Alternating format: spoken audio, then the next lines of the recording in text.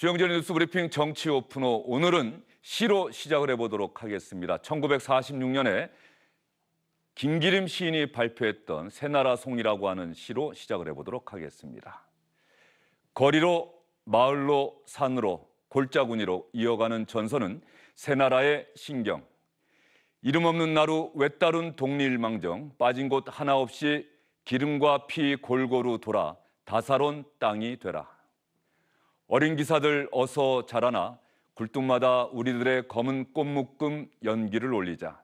김 빠진 공장마다 동력을 보내서 그대와 나 온 백성이 새나라 키워가자. 용광로에 불을 켜라.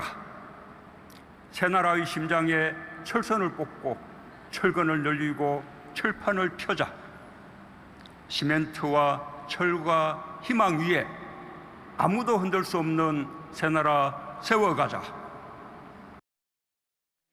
네, 다음은 두 번째 시입니다. 심은 시인의 그날이 오면, 상록수라는 소설로 유명한 시인이죠. 그날이 오면, 그날이 오면은 상박산이 일어나 더덩실 춤이라도 추고 한강물이 뒤집혀 용솟음 칠 그날을 갈망하며 그날이 오면 한강물이 뒤집혀 용솟음칠 그날이 이 목숨이 끊기기 전에 와주기만 하량이면 나는 밤하늘에 나르는 까마귀같이 종로의 인경을 머리로 들이받아 올리오리다. 문재인 대통령이 광복절 경축사에서 김기린 시인과 심은 시인의 두 개의 시를 인용해서 강조한 부분이 있습니다. 어떤 내용을 강조하기 위해서 시를 인용했는지 오늘 정치 오픈호 순서에서 여러분께 자세하게 설명해 드리겠습니다.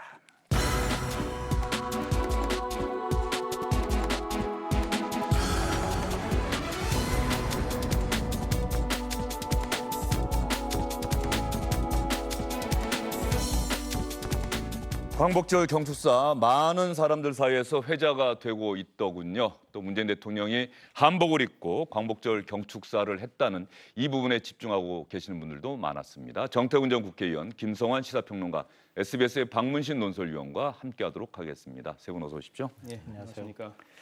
혹시 정태훈 전 의원님께서는 김기림 시인의 새나라 송이라고 하는 시 이전에 알고 계셨습니까? 몰랐습니다. 어제 처음 들었습니다. 어제 처음 들어보셨습니까? 김성환 평론가께서는? 네, 저도 잘 몰랐습니다. 예, 박문신 의원도? 예, 마찬가지입니다. 예. 김기림 시인 이름만 들었지 저 시 자체는 처음 들어봤습니다. 심은 작가의 그날이 오면이라고 하는 이 작품은 워낙 또 유명하니까요. 그거는 저희도 익히 들어서 알고 있던 내용인데, 김기림 시인의 새나라 송, 이 시를 문재인 대통령이 직접 골랐다, 이런 이야기가 있던데 맞습니까? 예, 그렇습니다. 결국 두 시인이 저 메시지 그리고 그 정서, 다시 말해서 김기림 시인에서 나오는 아무도 흔들 수 없는 새나라를 세워가자 하는 메시지, 심은 시인의 그날이 오면이라는 단어가 주는 광복의 기쁨, 이것이 결국 어제 광복절 경축사의 핵심 주제였었는데, 뒷얘기를 들어보면은 일단 김기림 시인의 시와 관련해서는 대통령이 광복 후에 문학 작품 중에서 경제 건설과 관련된 좋은 이야기를 찾아보라는 지시가 있었다, 이런 얘기가 신동호 연설 비서관이 했고요. 그다음에 심은 시인의 시와 관련해서는 지금 자막에 나오고 있습니다만 광복을 이야기하는 가장 좋은 시가 심은의 그날이 오면이라고 대통령이 생각하시는 것 같았다, 이렇게 얘기를 했고요. 그래서 요 두 가지 대통령의 생각과 지시, 이런 것들이 기본적으로 반영됐고, 그리고 그 얘기를 전한 신동호 연설 비서관이 또 시인 출신입니다. 고등학교 때부터 이른바 신문, 신춘문예라 그러죠. 거기에서 등단했던 시인 출신이기 때문에 그런 생각들을 또 잘 찾아서 이렇게 전달하고자 하는 시로다가 표현하는 그런 것들을 이렇게 합작으로 이루어진 것이 아닌가, 이렇게 생각이 됩니다. 네, 신동호 연설비서관이 고등학교 때 그 당시에는 학도국단장이라고 그랬나요? 총학생회장도 하고 또 고등학교 3학년 때 강원일보 신춘문예에서 등단을 한 시인이기도 한데 말이죠. 시를 대통령의 연설에 사용한다, 뭐 좋은 일 아닙니까? 그렇죠. 시라는 거는 우리가 최고의 미학이라고 얘기를 하잖아요. 우리가 적절하게 인용하면 함축적인 메시지를 감동적으로 전달할 수 있는 좋은 방법이고, 다만 이제 그렇게 감동과 균형 맞춰서 어떻든 뭐 경축사가 됐든 또는 기념사가 됐든 나라가 나가야 될 목표나 방향 이런 것들, 방법 이런 것들이 좀 같이 균형 잡혀서 구체적으로 제시되면 뭐 좋은 거죠. 예. 이 시 말이죠. 대통령의 연설에서는 이렇게 쓸 수가 있는데 김성환 평론가도 프로그램 진행하고 라디오 프로그램 진행하고 계시는데 이 시 쓰는 데 있어서 이 저작권 문제인가요? 뭐 그런 것 때문에 사실 쉽게 방송에서는 못 쓰지 않습니까? 어떻습니까? 네, 저희도 매일 한 편씩 방송에서 얘기를 하고 있는데요. 있습니까? 예, 예. 저작권이 있는 것만 골라서 사실은 하고 있습니다. 아마 제가 볼 때는 이렇게 시 인용할 때 청와대가 이번에 연설문 그 기자들한테 배포할 때 별도로 이 각주를 단 연설문 내용을 배포를 했다고 하지 않습니까? 근데 그것은 바로 말씀하셨던 그런 부분까지도 고려한 거 아닌가 싶습니다. 그러니까 시 인용한 부분에 대해서 저작권이 남아있을 경우에 문제가 될 소지가 있거든요. 그런 부분까지도 아마 고려해서 설명을 하지 않았을까 싶습니다. 특히 김기림 시인의 새나라송이라고 하는 그 시에서는 사실 어제 광복절 영축사의 가장 핵심적인 주제라고 할 수 있는 아무도 흔들 수 없는 나라, 이 정신이 김기림 시인의 시에서 온 거예요. 어제 광복절 경축사 가령 국어 시험 문제에 나온다고 한다면 주제가 무엇입니까 하면은 아무도 흔들 수 없는 나라 아니었을까요? 그렇죠. 예, 예. 그리고 김기림 시인은 국어 시간에도 사실 많이들 배웠죠. 저희 때만 하더라도 그 70년대 후반에 그 국어 시간에 고등학교 시간에 배운 게 김기림 하면 떠오르는 게 1930년대 모더니즘 시인, 그다음에 해방후 카프 조선 문학가 협회인가요? 동맹인가요? 하는 그 이제 좌파 계열의 이제 문학가 동맹을 함께 임화라는 시인과 함께 했었다. 이것을 거의 이제 외우다시피 하면서 이제 자랐었는데 아마 이제 주로 일제 강점기 때는 이제 일본에서 공부를 했었죠. 그게 아마 모더니즘적 시 취향하고 비교적 아마 연결이 됐던 그런 것이 아니었나 싶고 이제 해방 후에 월북을 합니다. 해방 후에 월북을 했다가 그 다음 해에 다시 월남을 하죠. 월남을 했다가 6.25 때 이제 그 납북된 것으로 알려져 있고 납북된 뒤에 북한에서의 행적에 대해서는 아직까지 구체적으로 알려진 것이 없는 상태에서 그냥 사망한 것으로 이렇게 추정하고 있는 그런 시인입니다. 예, 아무도 흔들 수 없는 나라라고 하는 그 주제에 대해서 김성환 평론가는 어제 어떤 생각을 하셨습니까? 저는 싸움의 기술이 떠올랐는데요.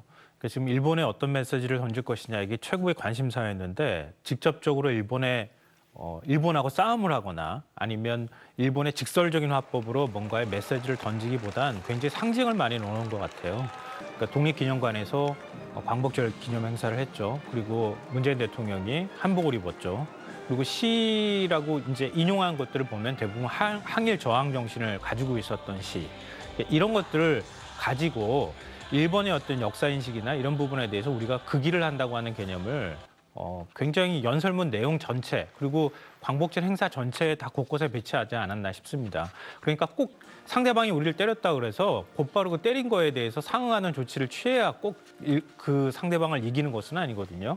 그러니까 그보다는 좀 더 품격 있는 방식으로 좀 다른 방식으로 일본의 메시지를 던지고 싶었던 것이 아닌가 싶습니다. 예, 아무도 흔들 수 없는 나라라고 하는 어제의 핵심 메시지에 대한 정태근 전 의원의 평가와 생각은 어떻습니까? 메시지는 좋지요. 주제가 좋은 주제인데 그러려면 적어도 대통령의 메시지면 흔들 수 없는 나라를 만들기 위해서 지금 객관적이고 냉철한 분석에 기초해서 국민들에게 분명한 목표를 제시하고 거기에 따른 반복론, 우리가 실현 가능한 방법론을 명확히 제시를 하셔야 되거든요. 근데 어제 사실은 저는 뭐 제가 이런 말씀드리기 그렇습니다만 그렇게 높게 평가하기가 어려웠던 게 가정을 전제로 한 목표 제시가 너무 많으신 거예요. 예를 들면 이런 겁니다.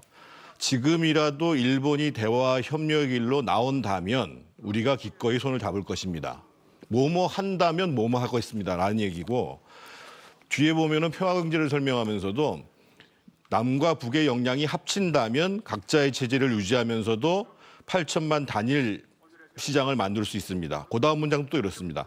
한반도가 통일까지 된다면 세계 경제 6위권 뭐 이런 등등의 뭐뭐 하면 뭐뭐 한다라는 내용들이 너무 많이 나오는 거예요. 저도 방송에 나오기 위해 가지고 할 수 없이 이제 그 경축사 전체를 여러 번 읽어봤는데 저는 대통령의 메시지로서는 별로 적절치 않다고 생각합니다.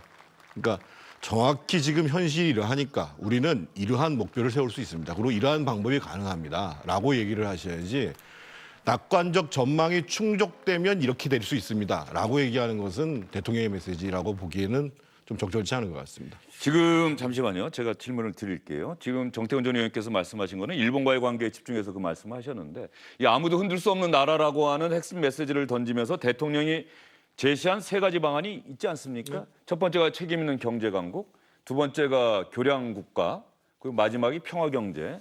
이 방법론에 대해서도 아마 정태훈 전 의원께서는 구체적이지 않다고 비판하실 것 같은데 김성환 평론가는 어떻게 보십니까? 그러니까 저랑 문재인 대통령 그 광복절 경축사를 읽는 방식이 달랐던 것 같은데요. 저는 이전 정부 때 어떤 광복절 경축사가 있었는지 찾아봤어요. 근데 저도 박근혜 정부 시절에 최소한 광복절 경축사 한 부분까지 다 봤는데요. 전문을 다 읽어봤는데 그 광복절 경축사에서 이렇게 구체적인 방법론을 얘기한 적이 과연 있었던가? 제가 한번 물어보고 싶습니다. 그러니까 보통 광복절 경축사는 국민의 자긍심을 높이는 데 초점이 맞춰져 있었고요. 그 다음에 구체적인 메시지를 우리 이제 언론에서 주목한 부분은 일본한테 어떤 메시지 던질 거냐, 북한한테 어떤 메시지 던질 거냐 딱 두 가지였습니다. 근데 그 두 가지 메시지 나온 것들 보면요. 구체적이라고 할 만한 메시지는 이산가족 상봉하자. 뭐 이런 정도의 메시지였지 그 이상의 구체적인 메시지가 나온 적은 거의 없습니다. 이건 뭐냐면 광복절 메시지라고 하는 것 자체가 굉장히 특성을 갖고 있는 거예요. 그러니까 국민들한테 우리 대한민국 역사에 어떤 자긍심을 심어주려고 하는 그런 부분들을 많이 강조하기도 했고요. 또 앞으로 어떻게 하겠다고 하는 구체적인 방법론을 제시하기보단 큰 지향점을 제시하는 그런 연설의 성격들을 갖고 있다는 겁니다. 그러니까 문재인 대통령이 이번에 아무도 흔들 수 없는 나라라고 하는 메시지는 저는 좀 다르게 해석하고 싶은데요. 네. 그러니까 단순히 일본하고 북한에만 초점을 맞춘 메시지가 아니라 한반도를 둘러싼 동북아 지형 자체에서 한반도는 우리 대한민국은 앞으로 어떻게 지향하는 방향, 지향하겠습니다라고 하는 방향을 제시하는데 초점을 맞췄다고 생각합니다. 예를 들면은 2차 세계대전 이후에 전후 70년이 지났고요. 그리고 냉전이 해체된 지 지금 30년이 지났습니다. 그런데 다시 그걸 회귀하려고 하는 움직임이 최근에 나오고 있잖아요. 그런 패권에 있어서 패권 경쟁에 우리가 빨려 들어갈 것이냐 아니냐 이런 점에서 우리는 그렇지 않다. 그러니까 그걸 평화라고는 이름으로 문재인 대통령을 얘기하고 싶었을 거라고 생각하고요. 그러기 위해서 우리가 좀 더 강한 나라가 되어야 할 필요가 있다. 그래서 아무도 흔들 수 없는 나라, 경제 이런 부분들을 연결해서 얘기를 했다고 저는 생각합니다. 예, 김성환 평론가와 정태훈 전 의원 이야기를 들어보니까 일단 큰 차이가 있어요. 광복절 경축사라고 하는 것은 국민들에게 큰 지향점, 대한민국이 나아가야 할 방향 이런 부분에 대해서 문재인 대통령도 그렇고 역대 대통령들도 그래 왔다라고 말씀하셨고 대통령이 그런 지향점 얘기하는 것까지는 좋은데 그 지향점을 위해서 구체적으로 어떻게 해나갈 것이라고 하는 국민들이 고개를 끄덕일 만한 방법이 담겨 있었어야 되는 것 아니냐라고 정태훈 전 의원은 지적하시는 것 같고요. 이런 문제가 있는 겁니다. 뭐 문재인 대통령을 지지하시는 분들은 모르겠습니다만 지지하지 않는 분들 같은 경우는 최근에 벌어진 일련의 사태, 예를 들면 당장 오늘만 해도 대통령의 경축사가 있은 바로 다음에 정말 북한의 조평통에서 입에 담을 수 없는 거의 욕괴 수준 같은 모욕을 했거든요. 그리고 지금 노골적으로 중국 같은 경우가 그러잖아요. 힘 자고 너희들이 양보해야지 무슨 방법이 있냐 이렇게 나오는 거고 뭐 일본 문제를 새삼스럽게 얘기하지 않아도 되는 거고 러시아가 얼마 전에 우리 영공을 침입했더니만 조금 전에 얼마 전에 또 카리드도 침공하잖아요. 북한은 뭐 더 얘기할 건 없고 많은 국민들이 우려하는 것은 지금 현재 흔들리고 있다라는 것을 느끼고 있다는 겁니다. 그런 상황 속에서 흔들릴 수 없는 나라를 만들려고 그러면 그러면 어떻게 할 거냐라는 것에 대한 확신이 있어야 된다는 거예요. 지도자에 대한 믿음이 있어야 되고 그 지도자에 대한 믿음은 단순한 메시지로 나오는 것이 아니고 냉철한 분석의 기초에서 우리가 설정할 수 있는 목표를 설정하고 그것을 실현할 수 있는 방법이 뭐다라고 말씀을 하셔야 되는데 그래서 제가 아까 말씀드리잖아요. 평화경제라는 것을 이러이러한 가정하에서 이런 것들을 국민이 어떻게 신뢰할 수 있냐는 거예요. 예, 두 분의 의견 차이 잠시만요. 두 분의 의견 차이를 보면서 시청자 여러분께서는 어떻게 생각하실지 모르겠습니다. 대통령의 광복절 경축사는 분명히 한 가지 내용이었는데 두 분의 말씀하신 거 들어보면 평가와 반응은 좀 다른 것 같은데 한 번 더 말씀드릴 기회를 드릴게요. 그러니까 지금 모순되는 말씀을 하고 계세요. 그러니까 미래지향적인 지향점을 밝히고 그리고 현실적인 어떤 우리의 대책이나 대안까지 같이 제시하라고 말씀하시는데요. 그러니까 정책 설명회 같은 자리에서 현실적인 구체적인 방법론에 대해서 얘기를 한다는 거죠. 보통의 경우에는 광복절 경축사에서 우리 정부가 앞에 어떤 정책들 다 하겠습니다. 이렇게 할 것 같으면 광복절 경축사에 그동안에도 다 그렇게 해왔겠죠. 근데 굳이 광복절 경축사에서 그런 것까지 얘기하진 않았다는 거예요. 그러니까 대통령이 광복절 경축사에서 밝히는 내용은 국민이 앞으로 어떻게 지향할 것이냐. 그러니까 우리가 회절되고 왜곡된 역사 그리고 굴종적인 역사들을 살아왔다고 하는 점, 그러니까 서름을 겪어왔다고 하는 점에서 우리가 벗어나겠다고 하는 메시지를 광복절 메시지에서 담으려고 다 했던 거예요. 그러니까 이번에도 이제 저는 그렇게 했다고 목표를 그렇게 잡았다고 생각하고요. 만약에 지금 이제 말씀하시는 거에 대해서 저는 기본적으로 깔고 있는 배경에 있는 내용은 그건 것 같아요. 예를 들면 북쪽에서 지금 미사일 도발 계속하고 있다 이렇게 하면 그러면은 북쪽에 강력한 메시지 던지고 또 미사일 발사하면 우리가 강력하게 응징하겠다고 하는 메시지가 들어가야 한다고 하는 일종의 불만 섞인 얘기일 것 같은데요. 그거는 미래지향적인 어떤 방식은 저는 아니라고 보거든요. 그러니까 우리가 쉽게 얘기했을 때 뭐 보통 주식 투자한다고 얘기하면 그러잖아요. 장기 투자를 한다는 거하고 단기적인 단타를 한다고 하는 거하고는 좀 다른 개념이잖아요. 그러니까 장기 투자에 대한 개념으로 접근하는 것은 큰 흐름을 얘기하는 거예요. 그 큰 흐름을 얘기한다는 것은 내가 지금 당장 뭘 하겠다. 앞에 있는 거 조금 긴장이 있다 하더라도 그걸 어떻게 극복하겠다고 하는 메시지인 것이지 지금 앞에 있는 긴장이나 이런 것들에 대해서 구체적으로 어떻게 대응하겠다 이런 메시지를 얘기하는 건 아니라는 거예요. 성격상. 예, 알겠습니다. 뭐 여기까지 한 듣죠. 말씀만 제가 더 드리면은요. 나라에 대한 모욕을 하거나 대통령에 대한 모욕을 하는 것은 그 나라 국민을 모욕을 하는 겁니다. 그 모욕을 반복적으로 함에도 불구하고 그것을 시정하려고 노력하지 않는 것은 우리 국민의 자존심에 대해서 그 자존심을 지키려고 하는 의지가 없다는 겁니다. 예, 알겠습니다. 이 부분은 평화 경제에 관련한 이야기를 조금 이따가 하려고 하는데 그때 한번 다시 한번 얘기를 해보도록 하고요. 좀 분위기가 약간 가열된 것 같은데 문재인 대통령이 곳곳에서 기회가 될 때마다 시를 인용한 연설을 많이 해왔습니다. 시를 인용한 연설은 또 어떤 연설이 있었는지 저희가 한번 찾아봤습니다.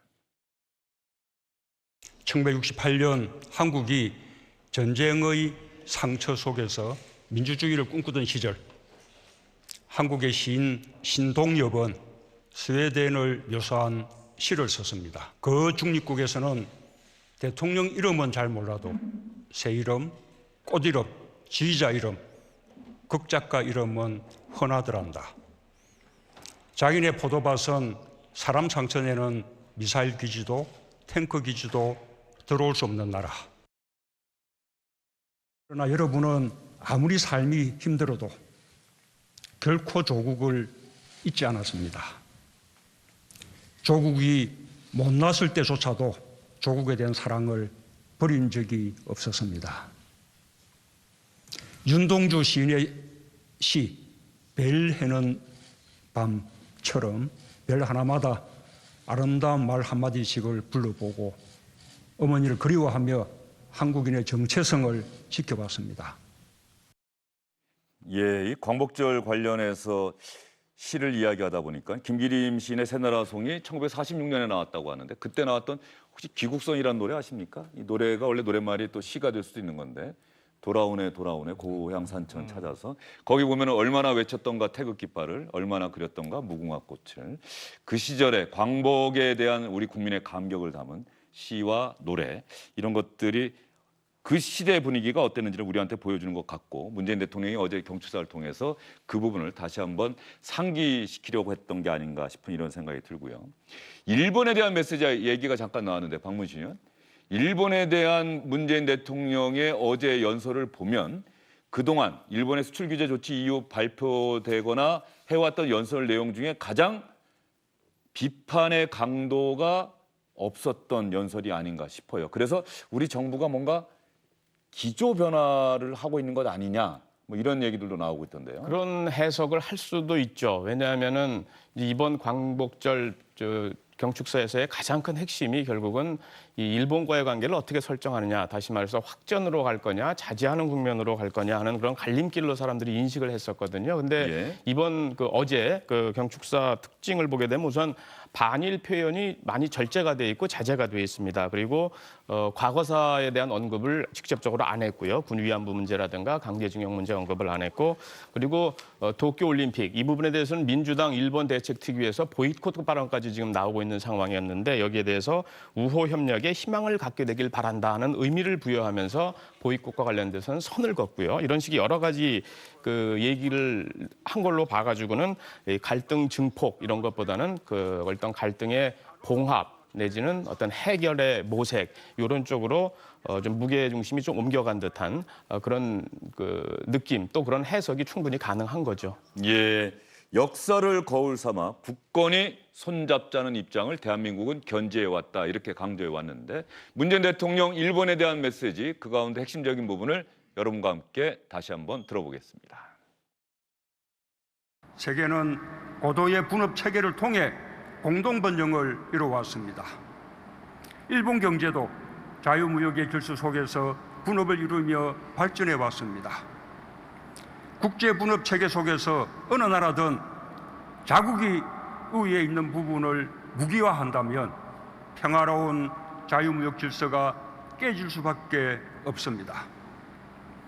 먼저 성장한 나라가 뒤따라 성장하는 나라의 사다리를 걷어차서는 안 됩니다. 지금이라도 일본이 대화와 협력의 길로 놓은다면 우리는 기꺼이 손을 잡을 것입니다. 우리는 기꺼이 손을 잡을 것입니다. 지금이라도 일본이 대화와 협력의 길로 나온다면. 그러면 문재인 대통령이 어제 광복절 경축사 이 얘기와 일본의 수출 규제 조치 발표 이후에 문재인 대통령이 기회가 될 때마다 해왔던 이야기를 한번 비교해 볼까요? 지난달과 이달 초까지 있었던 이야기 한번 저희가 정리해 봤습니다. 더 이상 막다른 길로만 가지 않기를 바랍니다. 이 전례 없는 비상 상황입니다. 일본 경제에 더 큰 피해가 갈 것임을 경고해 둡니다. 하지만 우리는 다시는 일본에게 지지 않을 것입니다. 일본의 경제 보복에 대한 우리의 대응은 감정적이어서는 안 됩니다. 결기를 가지되 냉정하면서 또 근본적인 대책까지 생각하는 긴 호흡을 가져야 합니다. 지난달 10일에 경제계 주요 인사 초청 간담회 때와 지금 생각해보니까 며칠 전에 있었던 수석 보좌관 회의 때 했던 이야기가 오늘 광복절 경축사의 대일 메시지를 이미 짐작하게 하는 그런 얘기였네요. 예. 제가 보기에는 어제 대일 메시지는 상당히 절제된 메시지를 내보내셨습니다. 뭐 반일보다는 극일에 뭐 초점을 맞췄다, 이런 평가도 나오던데. 그리고 어저께는 특히 징용과 위안부 문제에 대한 직접 언급이 없었습니다. 없었죠. 그게 큰 차이입니다. 그래서 일본에 대해서 분명히 내가 대화할 의지가 있다라는 메시지를 보이셨고, 저는 사실 그래서 일단 아베가 이제는 화답을 해야 될 때라고 보여지는데, 한 가지 아쉬운 것은 대통령께서 어차피 지금 이제 광복절 직후부터 우리 차관이 가서 이제 협상이 좀 일부 진행될 것이고, 또 베이징에서도 외무장관 회담들이 있을 거거든요. 오늘 아마 일정이 발표된다는 네. 얘기도 있더군요. 그래서 대통령께서 좀 여지를 열어주시는 거, 어떤 얘기냐면, 예를 들면 과거에 우리 국가가, 우리 정부가 우리 국민들을 제대로 못 지킨 책임도 있다라고 얘기를 하면, 지금 현재 일본 기업과 한국 기업이 출연을 해가지고 보상을 해주는 문제에 더해서 우리 기업이 우리 정부가 역할을 할 수도 있다라는 것들을 넌지시 보여줄 수 있는 거거든요. 그래서 거기까지만 가셨으면 저는 어제 굉장히 대일 메시지로서는 100점이라고 생각하는데, 그래도 이 정도로 대통령께서 절제된 메시지를 내보냈으면 이제는 아베가 화답을 해야 됩니다. 사실은 처음에 일본의 수출 규제 조치가 발표된 이후에 우리 정부와 여당의 대응은 기본적으로 이젠 더 이상 일본의 압력에 굴복하지 않을 것이다, 당당하게 맞설 것이고, 뭐 부품 소재 산업 국산화 전력하자, 지금이라도 시작하자. 여기에 대해서 이제 왜 외교적인 해법은 모색하지 않느냐라고 하는 게 보수 야당들의 강한 비판이었고, 보수 진영에서 나왔던 비판인데, 네. 어제 대통령 연설은 이제 외교적 해법, 외교적 해결에 우리 정부도 무게를 두고 있다. 대화하자 뭐 그런 메시지 아닐까 싶기도 하고요. 문 대통령 연설 안에 다 내용이 들어있다고 생각해요. 고대로부터 한국과 일본의 관계 또 중국과의 관계는 같이 긴밀하게 연결되어 있다는 거죠. 일종의 공존하는 관계였다고 하는 겁니다. 그리고 일본이 역사인식이라고 하는 측면에서 깬 거잖아요. 그러니까 그 역사인식과 그리고 우리가 아무도 흔들 수 없는 나라가 되는 것은 배치되는 것이 아니라 같이 공존해야 될, 같이 가야 할 문제라는 하는 것을 밝혔다고 생각하고요. 저는 그러니까 일본에서 갖고 있는 카드가 뭔지를 그동안은 잘 몰랐잖아요. 일본에서 화이트리스트에서 우리나라를 배제하겠다고 얘기하고 난 다음 그 무렵까지 그러니까 일본이 어떤 카드를 갖고 있는지 정확하게 우리한테 보여주지 않았기 때문에 어느 정도 수위로 우리한테 경제 보복을 할지, 경제 도발을 할지에 대해서 판단하기 어려웠던 상황이어서 그때까지는 굉장히 강한 메시지를 내서 일본에게 압력을 가할 필요가 있다고 판단했을 거라고 보고요.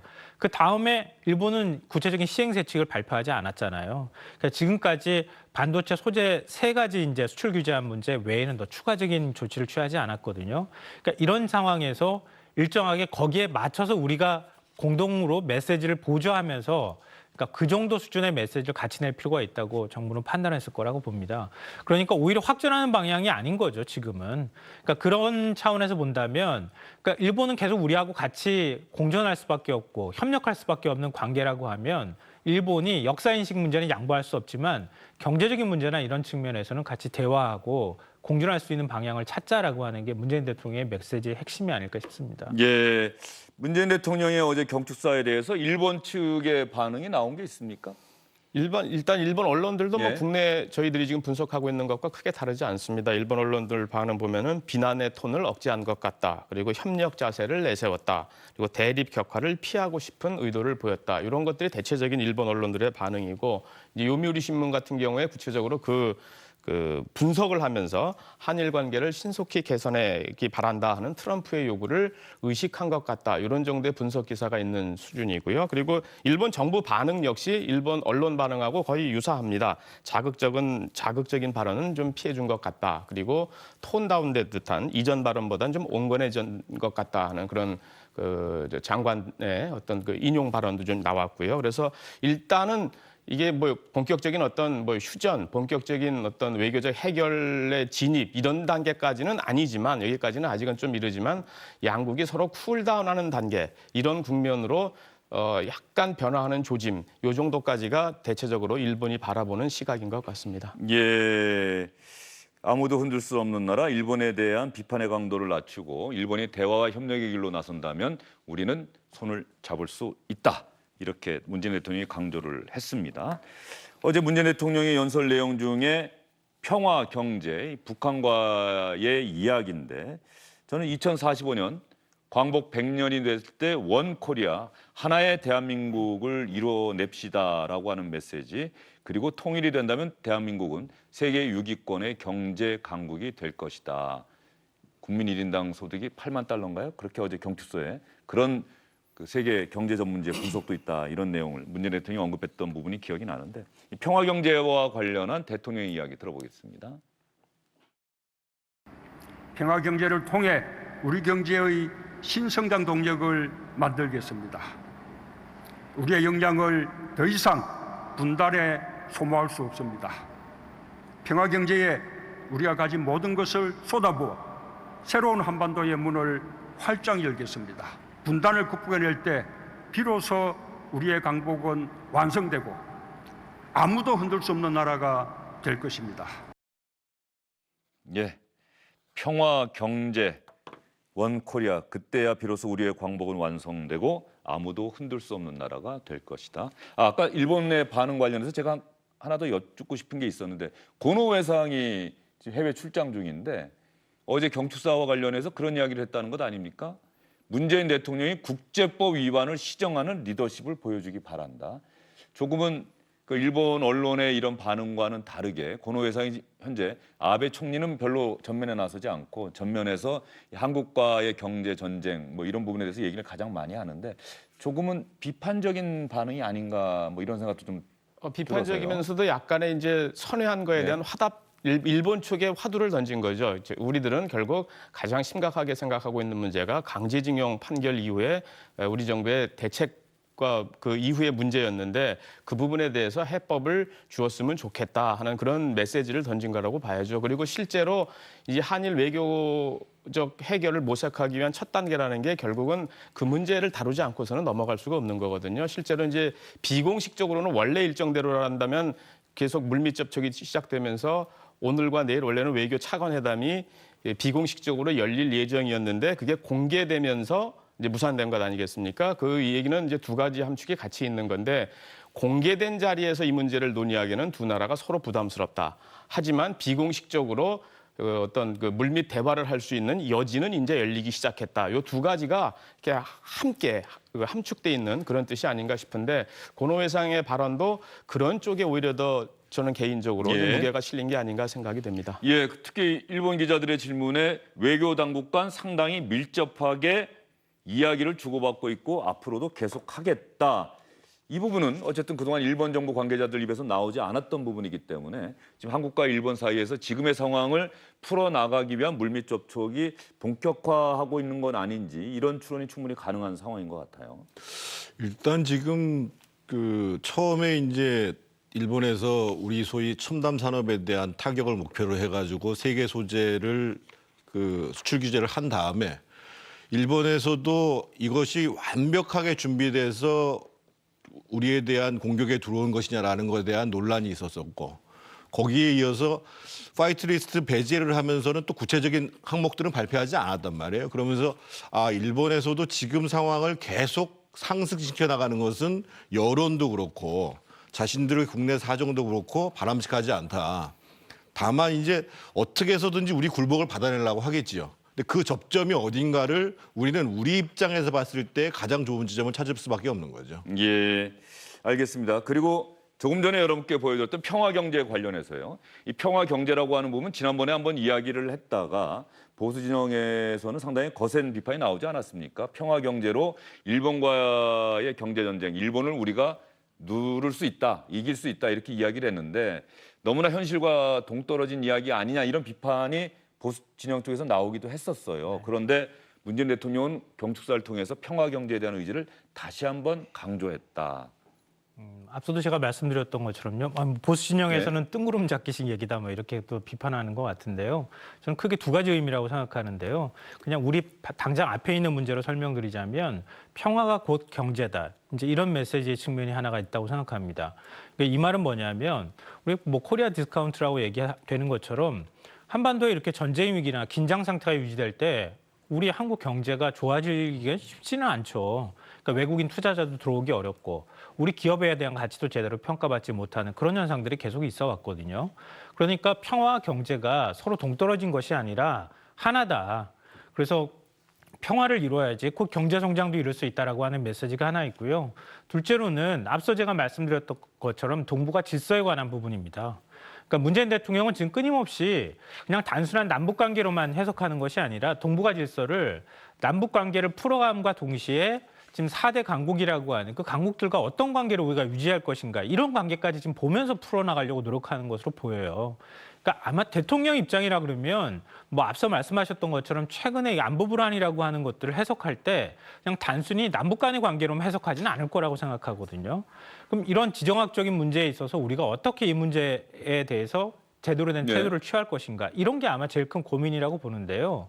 패권에 휩쓸려가지 않는 이런 방식들을 선택하기 위해서는 남북 간의 한반도의 긴장 완화가 절대적으로 필요하다고 하는 대통령의 인식이 같이 담겨 있는 것이라고 생각합니다. 예, 그런 측면에서는 정태훈 전 의원께 이 질문 한번 드려볼까요? 대통령이 이런 이야기를 했습니다.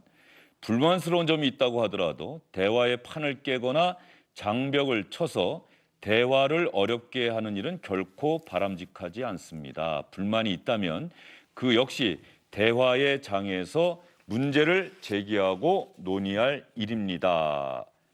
여전히 대결을 부추기는 세력이 국내외에 적지 않지만 우리 국민들의 평화에 대한 간절한 열망이 있었기에 여기까지 올 수 있었습니다라고 이야기를 했는데 이 이야기는 또 어떻게 정태훈 전 의원은 들으셨어요? 그 메시지 자체는 이제 북쪽에도 마찬가지고 뭔가 이제 북한에 대해서도 강경하게 대응해야 된다는 양쪽 다에다 하신 말씀인데 평화가 갈망을 한다고 해서 오는 것이 아니잖아요. 평화 경제라는 것이 우리가 바람을 한다고 해서 되는 문제가 아니거든요. 대통령께서 말씀하시는 평화 경제는 앞서 잠깐 설명했습니다만 하나는 규모의 경제를 갖추겠다는 거, 하나는 지정학적 위치 속에서 그런 교량 국가로서의 이 지역 경제를 다른 차원에서 만들어 가겠다는 네. 것. 이 말씀을 하시고 또 한 가지가 이제 국방 비용에 대한 부담이 없다. 이 세 가지가 핵심적인 내용인데 보수 진영에서 비판하는 것이 아니라요. 경제를 좀 이해하시는 분들이 한결같이 하시는 말씀은 우리가 정말 흔들릴 수 없는 국가가 되기 위해서는 지금 시기에 가장 경제에 중요한 문제는 4차 산업혁명 시대에 시장을 선도할 수 있는 기술력을 갖는 것이 가장 핵심적인 문제고, 두 번째로 평화 경제로 가는 데 있어서 대비해야 될 것은 뭐냐면 대통령께서 말씀하시는 것처럼 규모의 경제의 이득이 빨리 오지 않는다는 겁니다. 네. 무슨 얘기냐면 독일이 1990년도에 통일을 할 때 독일에 비해서 동독의 경제가 40% 수준이었습니다. 그런데 20년간에 걸쳐서 70%로 끌어올리는데 3천조 원이 들어갔습니다.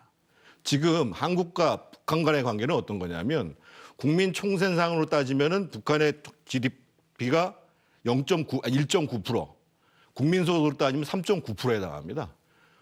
동독하고도 전혀 다른 차원의 문제예요. 그래서 대략 우리는 10년 안에 많게는 2천조, 적게는 700조가 들어간다고 예상을 하고 있는 거거든요. 더 중요한 사실은 뭐냐면 지금 김정은이 생각을 바꾸지 않는 이상은 김정은이 하려고 하는 소위 경제 개방은 뭐냐면 국가 사회 전체를 중국식으로 변화하려는 것이 아니고 통제가 가능한 폐쇄된 경제특구, 개성공단 같은 것을 만들겠다고 하는 것이 분명한 의도로 천명한 거예요. 그러면 대통령께서 평화경제를 말씀하실 때 그런 전제 속에서 명확한 현실 인식과 분석을 전제로 해서 평화경제는 어떻게 나아갈 수 있습니다. 그리고 실질적으로 우리가 이런 난관이 있음에도 불구하고 국민 여러분께서 부담하시건 부담하시고 그러면서 장기적으로 이런 효과를 가져올 수 있습니다라고 말씀을 하시는 게 맞지, 평화경제가 지금 당면의 경제 위기를 해결할 수 있는 방안인 것처럼 말씀하시니까 경제를 정말 걱정하고 이해하시는 분들 입장에서 보면 불만스러운 게 아니라 화가 나는 정도인 거예요. 네, 정태근 전 의원님 말씀은 당면한 과제를 해결해 나갈 수 있는 하나의 대안이다라는 식으로 이야기를 하는 게 문제다라고 말씀하셨고, 평화경제, 그래 대통령 어제 경추사 보면 말이죠, 임기 안에는 비핵화와 평화체제 확고히 하겠다. 그 다음 얘기는 장기적인 과제라고 얘기한 것 아니겠습니까? 그 토대 위에서 평화경제 그전에 이렇게 시작하고 말씀하셨죠. 통일을 우리가 향해 그 길을 가겠다. 할 수 있는 예. 방법은 평화경제를 하는 거라고 말씀하셨으니까 이런 얘기를 하죠. 예, 또 하나요. 관련한 이야기입니다. 미국이 북한과 동의 없이 대화를 계속하고 일본 역시 대화를 추진하고 있는 현실을 직시하기 바랍니다. 이념에 사로잡힌 외톨이로 남지 않기를 바랍니다. 이거는 뭐 자유한국당 이쪽 대난에서 한 얘기입니까? 그러니까 전 그거부터 먼저 좀 상기해드리고 싶은데요. 이전에 박근혜 정부 시절에 남북 관계가 굉장히 긴장이 고도화될 상황이 됐을 때 언제 북쪽에서 미사일 발사할지 어떻게 될지 모르는 불안한 상황이었잖아요. 진짜 전쟁이 난다는 얘기까지도 나오던 시절이 있었는데 그때하고 비교했을 때 지금은 얼마나 큰 변화를 겪었느냐. 그 힘이 군사적인 압박에 의해서 이루어졌던 것이냐. 이런 현 상황이 그건 아니잖아요. 그러니까 대화를 통해서 이루어진 결과였던 겁니다. 그러니까 앞으로도 대화를 어떻게 추진할 것이냐 이게 굉장히 중요하고요. 지금 북쪽에서 미사일을 쏘거나 이런 반응은 제가 생각할 때는 굉장히 불안해서 나오는 반응이라고 생각해요. 왜냐하면 남북 간의 경제력 격차도 크죠. 군사력 격차도 크다는 게 현실적인 문제입니다. 그 군사력 비대칭성을 바로잡기 위해서 북쪽에서 개발한 게 핵이에요. 핵을 들고 있으면은 다른 군사무기 다 필요 없다고 생각했던 거 아닙니까? 그 핵을 두고 지금 미국하고 협상을 하는 거예요. 핵을 빼고 나면 북쪽하고 우리하고 경쟁이 될 수 있겠습니까? 근데 우리가 지금 취하고 있는 조치, 예를 들면 스텔스기 도입하는 문제라든가 지금 국방 중기 계획이 나오는 것들 보면, 그러니까 하다못해 경항공모함이나 이런 것들 도입하면 북측이 그거 따라갈 수 있겠습니까? 그러니까 그런 부분에 있어서의 불안감을 지금 표출하고 있는 것이다라고 저는 생각하고 있습니다. 불안감 표출이라고 하더라도 우리 국민이 동의할 수 없는 방식인 건 물론 분명한 이제 그 거죠. 방식에 대해서는 짧게 보면 당연히 우리 입장에서는 받아들이기 어렵고 그거에 대해서는 우리가 당연히 불쾌한 반응을 보일 수밖에 없는 상황인데요. 그러니까 길게 보면 그 전략들을 우리가 알고 있다고 하면 그러면 북쪽에서 예를 들어서 전략적인 도발을 취한다고 지금 얘기해서 미사일 발사하면 우리도 똑같이 그렇게 대응하는 게 현명한 대처냐는 거예요. 근데 저는 그 지점에서 전제 하나를 좀 말씀을 드려야 될 것 같은데 북한이 대화로 나오는 과정에 있어서의 가장 핵심적인 것은 국제사회의 제재입니다. 그리고 또 한편 자기들이 지금 핵무력을 거의 완성의 단계라 이 두 가지가 같이 바탕에 서 있기 때문에 대화가 나온 거. 그러니까 우리 문재인 대통령이 역할을 안 했다는 얘기를 하는 것은 아닙니다. 본질적으로 북한 같은 성격의 정권이 대화로 나올 수밖에 없는 상황은 그 두 가지 전제가 충족됐다는 거예요. 그래서 여전히 국제사회의 제재라는 것은 굉장히 중요한 문제고 우리가 예를 들면 탄도미사일 문제를 제기하는 건 이런 겁니다. 왜 유엔에서 니들은 탄도미사일 발사하면 안 돼 이렇게 얘기하냐면 니들은 핵무기를 갖고 있으니까 그 탄도미사일에다 핵을 안 쳐가지고 언제든지 쏠 수 있는 사람들이니까 그래서 규제를 하고 있는 건데 왜 그거를 트럼프도 대한민국도 용인을 하냔 말이에요. 오히려 안보리 제재로 가지고 와야죠. 그래서 저는 대화를 한다는 것과 제재를 한다는 것이 모순되지 않는다고 보는 거예요. 정태훈 전 의원은 트럼프 대통령도 잘못 대응하고 있다는 생각을 그럼요. 갖고 계시네요. 예. 그러니까 간략하게 한 말씀만 더 말씀하셨던 드릴게요. 것처럼 그러니까 유엔 안보리 제재로 갈 수 있어요. 그럼 뭘 더 제재할 수 있죠? 좀 북측에다 제재할 수 있는 게 뭐가 있습니까? 더 추가로 제재할 것도 없어요. 다 틀어막아 놨잖아요. 그럼 그렇게 하면 북측은 어떻게 합니까? 다시 되돌아가는 거예요. 그럼 다시 긴장이 더 완화되기는커녕 오히려 더 높아지게 된다는 거죠. 그런 현실적인 문제를 고려했다고 생각을 하고요. 그리고 예, 거기까지만 듣겠습니다. 왜냐하면 지금 평화경제 얘기하다가 이거 한 말씀만 드릴게요. 뭐 통동 얘기 예. 말씀하셨는데 통일이라고 하는 게 우리가 지금 반세기 뒤에 있을지 아니면 한 세기 뒤에 있을지 모르는 거잖아요. 그래서 연합국가라고 하는 개념을 우리가 갖고 왔던 것처럼 너무 먼 얘기를 끌고 와가지고 얘기를 하면 45년의 그건- 통일을 하신다니까 말씀드리는 거예요. 예. 어제 뭐 경축사는 분명히 그걸 가지고 45년 얘기하기- 원코리아라고 하는 구상을 얘기했죠. 그거 가지고 예. 평화 관계를 설명하기에는 너무 먼 예. 얘기인 것 같아요. 알겠습니다. 어쨌든 평화 경제라고 하는 거는 여러분도 다 이해하셨으리라 생각합니다. 북한과 우리가 평화 체제 구축해서 같이 경제 활동을 뭔가 해 나가면 거기서 우리의 뭐 기술력, 북한의 자원, 북한의 노동력 이런 것들이 결합되면서 한반도 뭐 더 길게 말씀드리면 통일된 대한민국이 엄청난 힘을 발휘할 수 있을 것이다 이런 이야기인데 어제 SBS 8시 뉴스에 여론조사가 하나 나갔죠. 평화 경제의 실현 가능성에 대한 국민들의 여론 어떻게 나왔습니까? 뭐 다른 여론조사, 그러니까 여러 가지 정치적인, 외교적인, 안보적인 이런 이슈들과 함께 조사를 했었는데요. 그중에서 이 평화경제와 관련된 부분에 대해서 별도 질문을 했었습니다. 이 대통령의 평화경제 구상에 대한 생각이 어떠냐 이렇게 했을 때는 물었더니 실현 가능할지 의심된다가 57.6%. 그리고 우리 경제가 추구해야 될 방향이다 하는 것이 37.6%. 좀 의심된다 하면서 좀 부정적인 반응이 오차 범위를 훨씬 넘어서 좀 많은 상황인데 아마 평화 경제 얘기를 할 때마다 공교롭게 북한이 계속 그 지난번에도 미사일을 쐈고 어제 있으니까 오늘 또 미사일 쏘고 오늘 같은 경우는 대통령을 지칭해서 아주 좀 심하게 뭐 그대로 표현하자면 웃겨도 세게 웃기는 사람 이런 거의 막말 욕설에 가까운 얘기까지 하는 그런 그 어떤 그 평화 경제 구상이 나올 때마다 북한이 아주 아이러니컬하게도 또 그리고 그냥 우연이라고 생각하기에는 그냥 지나치기엔 조금 납득하기 어려운 그런 반복적 행동을 보이고 있는 이런 상황. 다시 말해서 현실적으로 좀 짚어볼 건 짚어봐야 되는 것 아니냐 하는 국민들의 생각이 조금 더 많이 반영된 게 아닌가 생각이 됩니다. 예. 지금 북한의 행동이 저 여론조사에도 영향을 미치지 않았겠느냐 그런 분석을 좀 해주셨고요.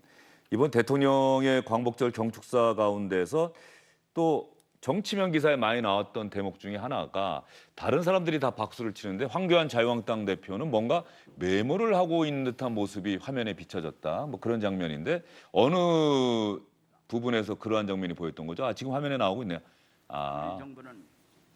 김원웅 광복회장이 광복회장이죠. 대통령이 고생하고 있는데 대통령께 박수를 뭐 이럴 때입니까 저게? 예, 그렇습니다. 예. 이제 김원웅 광복회장이 이제 박수를 이제 일종의 유도하는 요청하는 그런 이제 멘트를 할 때 예. 이제 뭔가를 적으면서 사실상 박수를 안 치는 그런 장면인 거죠. 예.